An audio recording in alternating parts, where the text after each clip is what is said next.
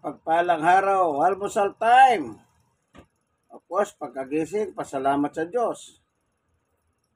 Pagkatapos gumawa na ako ng daily maintenance, may na tubig, kumukulo, bawang, luya, kalamansi. Yun ang aking daily maintenance na wala pang almusal. Tapos, nilinis ko muna yung dumi ni aso. Ito na, kakain na po tayo ng almusal. Makakapakinig muna tayo ng magandang awitin na handog ng Prayer Power ng Pentecostal Missionary Church of Christ Purpose. Habang kumakain ng almusal, magandang bagay, nakakapakinig tayo ng awitin. Wow! Alam niyo, napakaganda yan. Na kumakain ka, nakakapakinig ka ng mga salita ng Diyos, ng mga awitin para sa Diyos. Amen!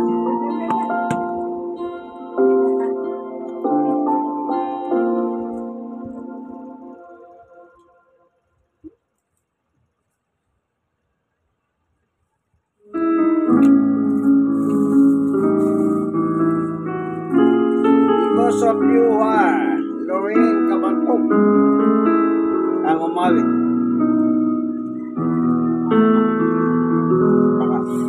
Ayun po tayo.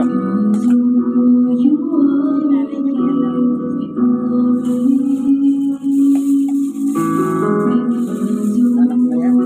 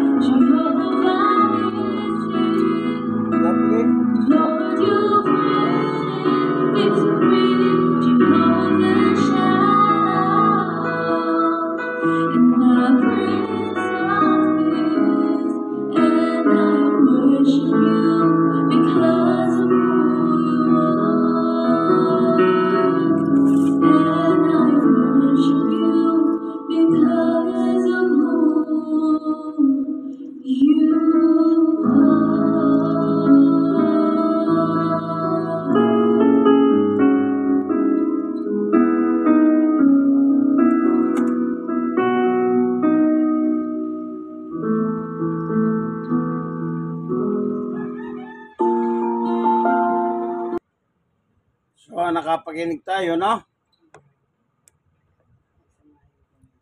Ng isang kanta. Ngayon, makakapakinig naman tayo ngayon ng mensahe patungkol sa salita ng Panginoon Diyos habang nag-aalmusal. Ito, pakikinggan na po natin, ano?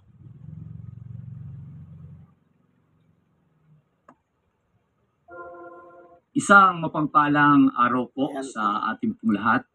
Tayo po ay Pastor nagagalak at Lori nagpapasalamat Cabantog, sa speaker. Panginoon sapagkat sa nagpapatuloy nating pagtawag sa Kanya, ang pagtugon ng Diyos ay nagpapatuloy din sa atin. Kaya sa inyo pong mga kaibigan namin, saan man kayong dako naroroon, at sa inyong mga kapatid na patuloy na nakikisa sa ministeryo ng panalangin, salamat po sa Diyos. Sapagkat ang pananalangin ay patuloy po nating nararanasan ang makapangyarihang pagkilos ng Diyos sa bawat isa sa atin. Kaya sa inyo pong mga humihingi ng prayer request, mapanatag po tayo sapagkat alam natin na ang Diyos ay nagpapatuloy na tumutugon sa lahat po ng ating mga pananalangin. At bago po tayo magsimula sa ating panalangin, ay nagbubulay po tayo ng kanyang salita. Ang ating pong pagbubulayan ay masusumpungan po natin sa aklat ng Isayas sa kabanatang 50, ang talata 1 hanggang sa 2. Narito, ang kamay ng Panginoon ay hindi umiksi na di makapagligtas, ni hindi man mahina ang kanyang pakinig na di makarinig, kundi pinapaghiwalay ng inyong mga kasamaan kayo at ang inyong Diyos. At ang inyong mga kasalanan ay siyang nagpakubli ng kanyang muka sa inyo upang siya huwag makinig. Kaya ang ating pagbubulayan, ang kamay ng Panginoon ay patuloy na umaabot sa ating mga pananalangin. Laging ipinakikita ng Diyos sa bawat isa na tumitiwala sa Kanya na ang Kanyang pagkilos, ang Kanyang pagtugon ay laging ipinararanas sa mga taong tumatawag sa Kanya. Ang kamay ng Diyos ay hindi maiksi. Ang kamay ng Diyos ay handa tayong abutin sa lahat ng mga bagay. Sapagkat anuman ang ating mga kailangan, Diyos ang nagbibigay sa atin. Kaya nga sabi ng kasulatan, walang mahirap na hindi kayang gawin ng Diyos. Kung sa atin minsan nahihirapan tayo dahil tayo maraming mga limitasyon, nakakagawa lang tayo conforme sa ating kakayanan. Pero ibahin natin ang Diyos. Ang Diyos ay makapangyarihan at pwedeng ibigay ng Diyos ang lahat ng ating kailangan. Tingnan po natin sa aklat ng Jeremias, sa kabanatang 32, ang talatay 17. O Panginoong Diyos, narito, iyong ginawa ang langit at ang lupa. Sa pamamagitan ng iyong malaking kapangyarihan at sa pamamagitan ng iyong unat na kamay, walang bagay na totoong napakahirap sa iyo. Marami pong salamat sa Diyos. Gaya ng kanyang mga salita, wala palang mahirap na hindi kayang gawin ng Diyos. At yan po ay alam natin na lahat ng mga bagay dito sa lupa, Diyos ang may gawa. Lahat ng mga bagay dito sa lupa ay sa Diyos. Lahat ng mga bagay utos sa langit ay sa Diyos. Dahil ang Diyos ay makapangyarihan sa lahat. Anong sabi sa binasa natin? Sa pamamagitan ng iyong malaking kapangyarihan, lahat ng bagay ay kayang gawin ng Diyos. Kaya wala pong imposible sa mga taong lumalapit sa Kanya. Kaya salamat po dito po sa bahagi ng Prayer Power, ay lagi po tayong tinuturo ang laging umasa sa malaking magagawa po ng Diyos para sa atin. Sapagkat kung sa ating sarili lang po, wala po talaga tayong magagawa. Kailangan po natin ang tulong ng Diyos. Sapagkat sa banal na kasulatan, ang mga inaabot ng Diyos, ang mga nakakaranas ng pagliligtas ng Diyos, ay yung mga taong kumikilala at nananalangin at tumatawag sa Kanya. Ang halimbawa po nito mga kapatid ay sa aklat ng Hebreo, sa kabanatang 7, ang talatay 25. Dahil dito naman, siya'y nakapagliligtas na lubos sa mga nagsisilapit sa Diyos. Sa pamamagitan niya, palibas ay laging nabubuhay siya upang mamagitan sa kanila. Napakaliwanag na ang mga nagsisilapit pala sa Diyos nakakaranas ng kanyang pagliligtas. Kaya ang laking biyaya po ng Diyos kung tayo po sa pamamagitan ng panalangin natin na isinasagawa, yung tayo po ay makalapit sa luklukan ng biyaya ng Diyos sa pamamagitan ng ating mga pagdulog, mga pananalangin ginagawa. Tandaan po natin ang sabi ng kasulatan, dahil dito naman siya'y makapagliligtas na lubos sa mga nagsisilapit sa Kanya. Purihin ang Panginoon, kaya huwag po tayong mag-aalinlangan. Nagagalak po tayo sapagkat nagpapatuloy po araw-araw ang ating pamamagitang ginagawa para sa Diyos. Amen. At mismo ang Panginoon ay nagpapatotoo na sa panahon siya'y nasa kalagayang tao, ang nagligtas sa Kanya ay ang pagtawag at panalangin sa Diyos natin. Tingnan natin sa aklat ng Hebreo, sa kabanatang 5, ang talatay 7, na siya sa mga araw ng kanyang laman ay naghandog ng mga panalangin at mga daing na sumisigaw ng malakas at lumuluha doon sa may kapangyarihang makapagliligtas sa kanya sa kamatayan, at siya'y dininig dahil sa kanyang banal na takot. Napakabuti ng Diyos. Amen. Sapagkat sa pamamagitan ng paraang pagtawag sa Kanya, nahahayag ang pagliligtas. Gaya ng nasa panahong ang Panginoon ay nasa kalagayang tao, ang nagligtas talaga sa Panginoon ay ang Kanyang pagtawag sa ating Diyos Ama. At ito'y ipinakita ng Diyos na ang pagliligtas ay isinagawa sa pamamagitan ng pananalangin at pagluha na ginawa ng Panginoon. Kaya anong dapat gawin para tayo lubos na abutin at kilalanin ng Diyos? Tumingin tayo sa malaking magagawa ng Diyos para po sa atin. Tingnan po natin sa aklat ng Isayas, sa kabanatang 45, ang talata po'y 22. Kayo'y magsitingin sa akin at kayo'y mga ligtas, lahat ng tagawakas ng lupa, sapagkat ako'y Diyos at walang iba liban sa akin. Kaya kapag titingin pala tayo sa malaking magagawa ng Diyos, ang sabi ng banal na kasulatan, makakaranas tayo ng kanyang pagliligtas. Amen. Amen. At alam naman natin sa ating panahon ngayon, sobrang kasamaan sa ating kapaligiran. Maraming nangyayari, maraming tayong nababalitaan, marami tayong nakikitang mga panganib at kaguluhan. Pag hindi tayo ililigtas ng Diyos, wala po tayong magagawa. Napapahamak po tayong lahat sapagkat ang Diyos ang nakakaalam, ang Diyos ang nakakakita ng ating mga kalagayan. Sa sitwasyon ng ating mga buhay, iba't iba po ang ating mga nagiging karanasan sa buhay na ito. May mga taong nabibigo, may mga taong nadadapa. May mga taong hindi alam kung sino ang makatutulong sa kanila. May mga taong hindi alam kung sino ang lalapitan nila para makasalba at para magtamo ng pagliligtas sa iba't ibang mga karanasang masasama. Pero by the grace of God, itinuturo ng salita ng Diyos. Pag tayo pala titingin sa malaking magagawa ng Diyos, mararanasan natin ang pagliligtas ng Diyos.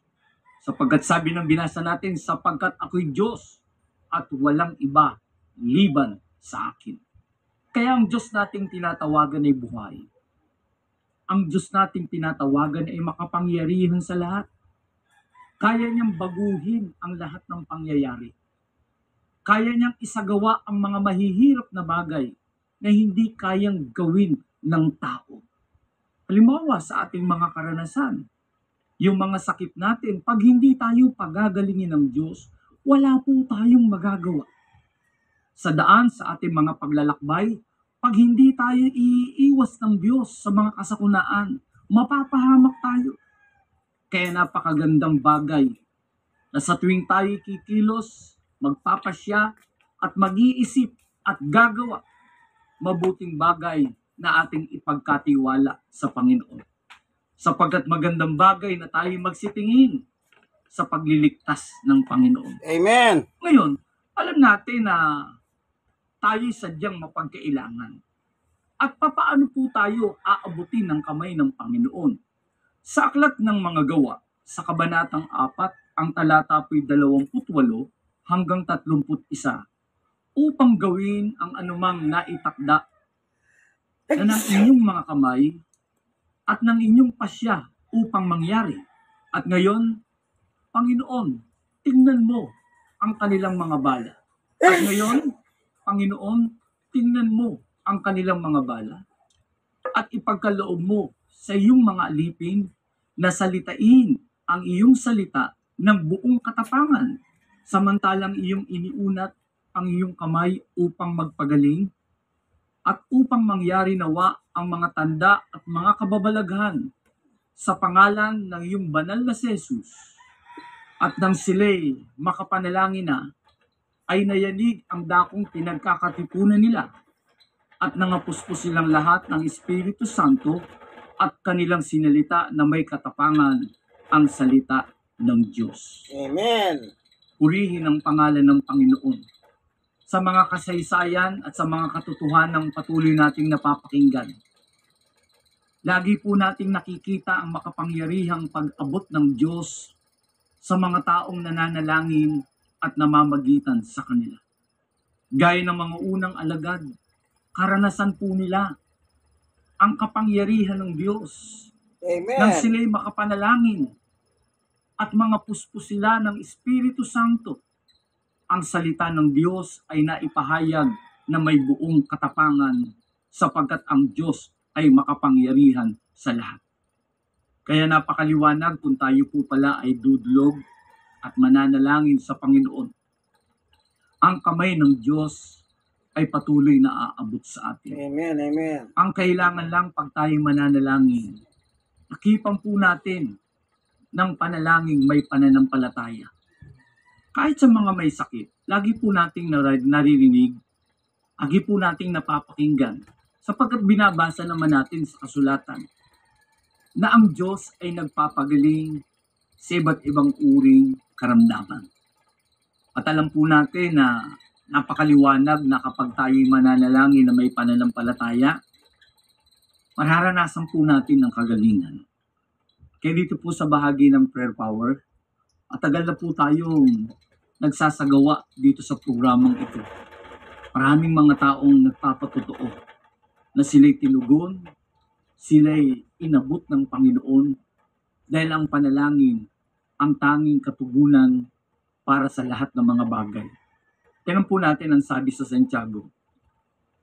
Sa kabanatang 5, ang talatay 15. At ang panalangin ng pananampalataya ay magliligtas sa may sakit at ibabangon siya ng Panginoon.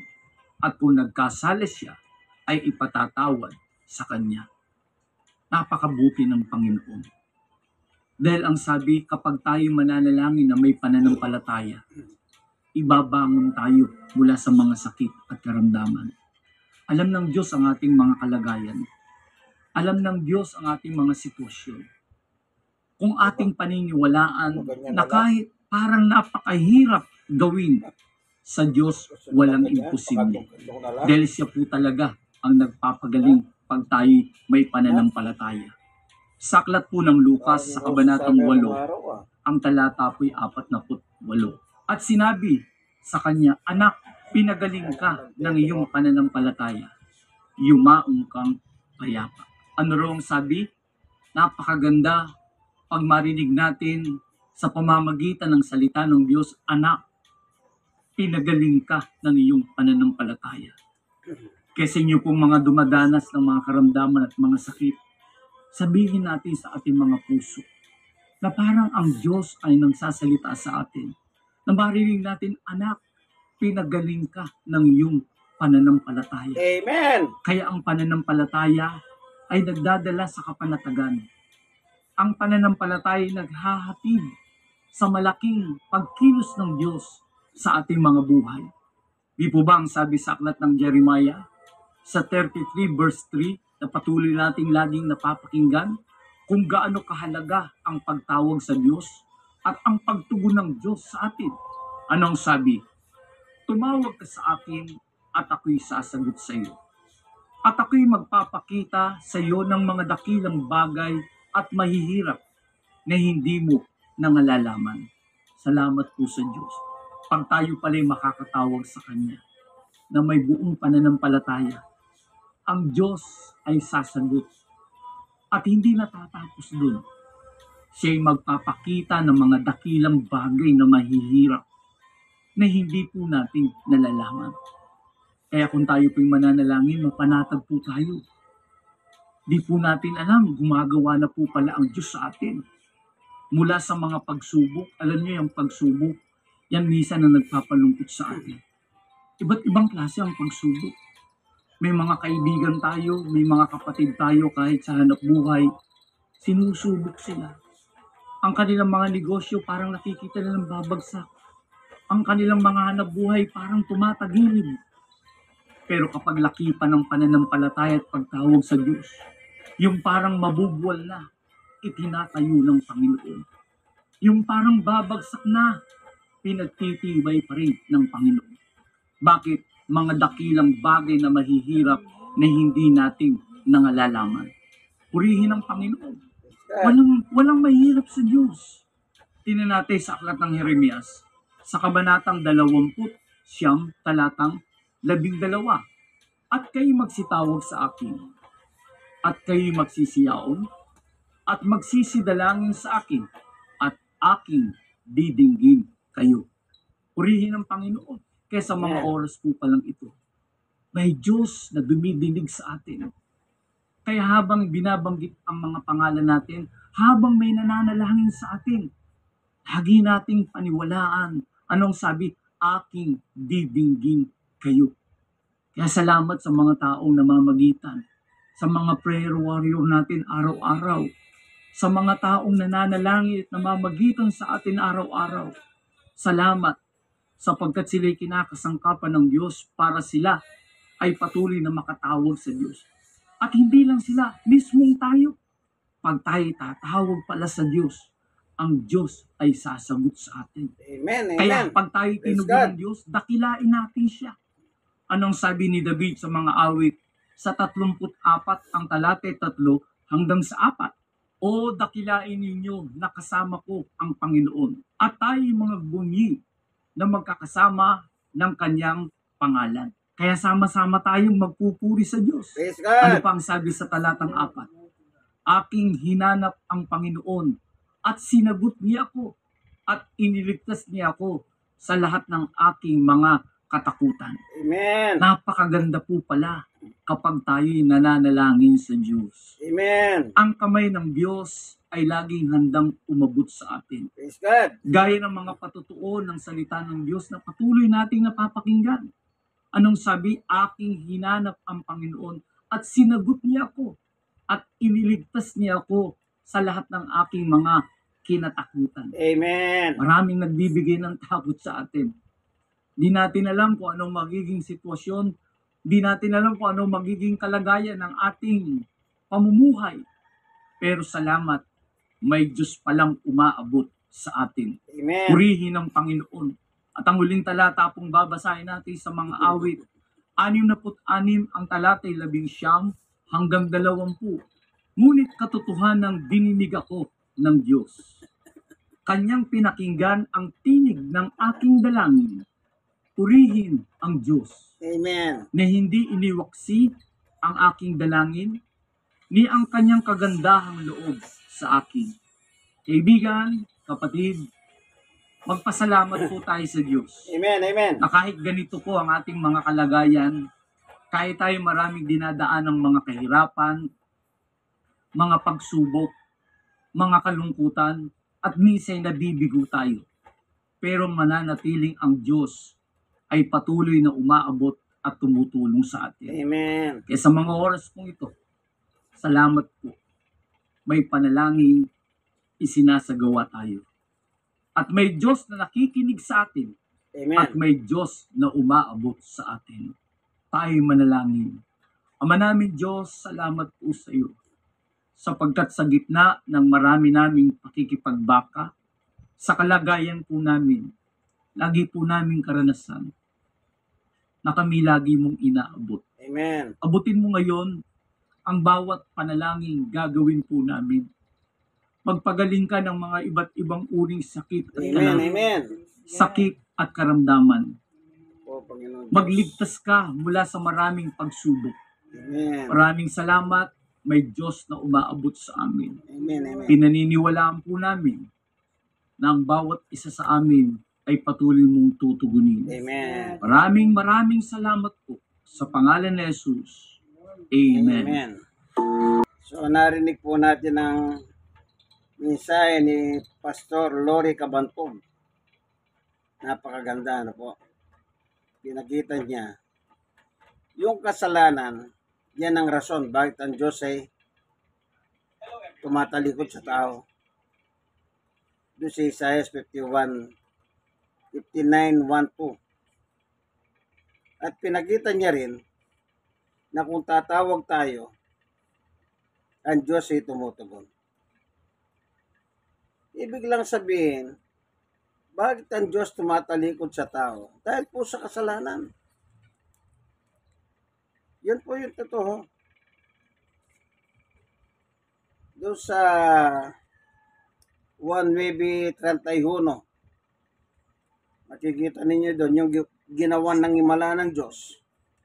Pinakita niya sa mga tao sa kanyang panahon na ang Diyos tumutugon pag naglilingkod sila sa Kanya. Totoo yan. Okay? Makakapakinig pa tayo ng isang awitin. Makakapakinig tayo ng awitin ni Pastor Sammy Bagkat, Tumawag Ka. Opo. Pakinggan natin yung kanta. Kasi title niya, Tumawag Ka. Ibig sabihin, ang Diyos inuutosan ng bawat tao na tumawag sa Kanya. Especially lalo na kung tayo may mabigat na problema sa buhay. Pakinggan natin, ano? Tumawag Ka, hinawit ni Pastor Sammy Bagkat. Words of mercy, where you hear the power of God's love through music. Ng PMCC Fort Watch. Sana'y dumarating ang mga pagsubok sa buhay mo. Mag-arabang nag-aalinlangan ka sa Panginoon. Nag-iisip ka kung ano ang iyong gawin. Ngunit nanatili pa rin sa buhay mo.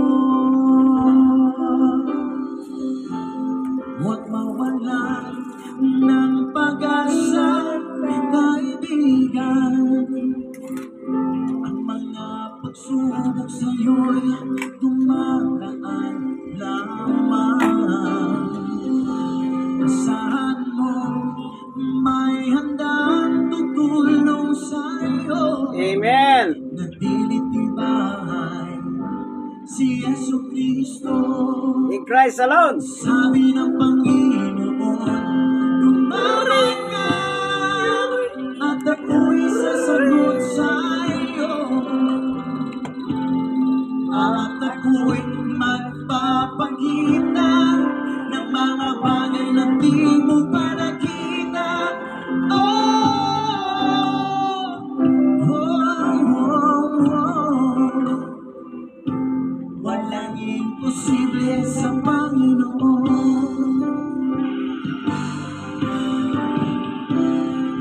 Bakit minsan kay dali nating lumimot sa Panginoon sa oras na tayo'y sagana? Kapag dumarating na ang mga kagipitan sa buhay mo, sa kakapalang tatawag sa Kanya.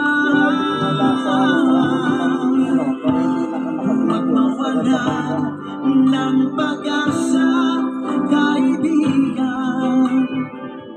Ang mga pagsubok sa'yo'y dumaraan lang.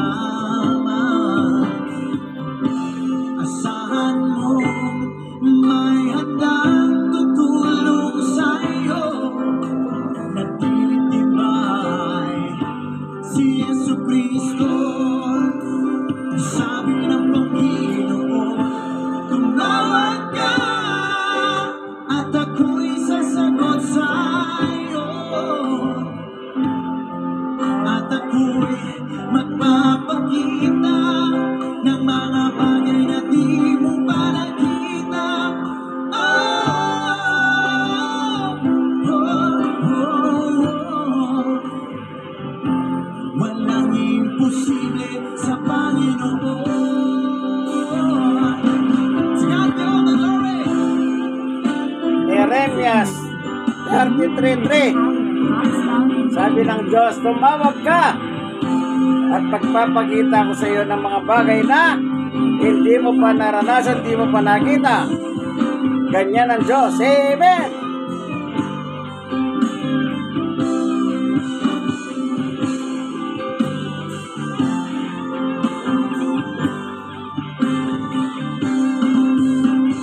Sabi ng Panginoon, tumawag ka at ako'y sasagot sa iyo. At ako'y magpapakita ng mga bagay na di mo pa nakita.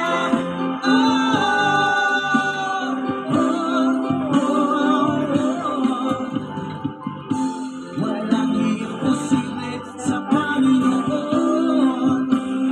Sabi ng Panginoon, tumawag ka at ako'y sasagot sa iyo. At ako'y magpapakita ng mga bagay na di mo pa nakita.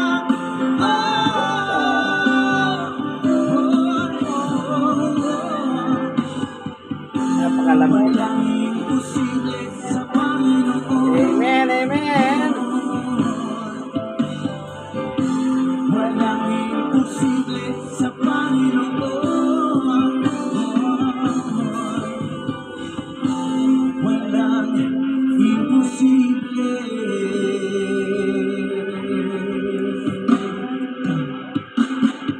sa Panginoon. Amen.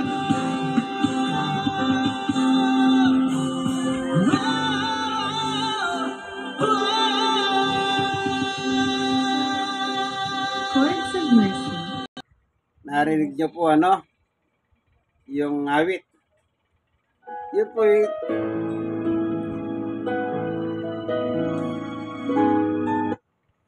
yung Jeremias 33:3. Yung tumawag ka, sabi ng Diyos. Magpapakita ko sa iyo ng mga himala na hindi mo pa nalalaman at nakita.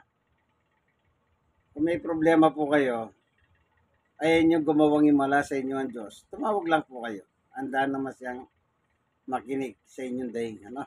Sige, ito po inyong kaibigan kay Jesus, Brother Manny Bautista. Sana po, kaibigan, like, share na share. Kayong mga nasira, ni-share nyo po sa iba ito. Maganda ito. Habang kumakain ako ng almusal na bigay ng Panginoon Diyos, ayon sa Mateo 6:9, Ama namin nasa langit ka, in 11, bigyan mo kami ng aming kakanin na araw-araw. Ipinakikita lang ng Panginoong Yesus na yung pagkain ng tao araw-araw, bigay po ng Panginoon Diyos. Amen! Gandito na lamang po, nawad at na kayo nang nasa mabuting kalagayan ng bidyong ito. Inyong kaibigan kay Jesus, Brother Manny Bautista. God bless us all. Bye-bye!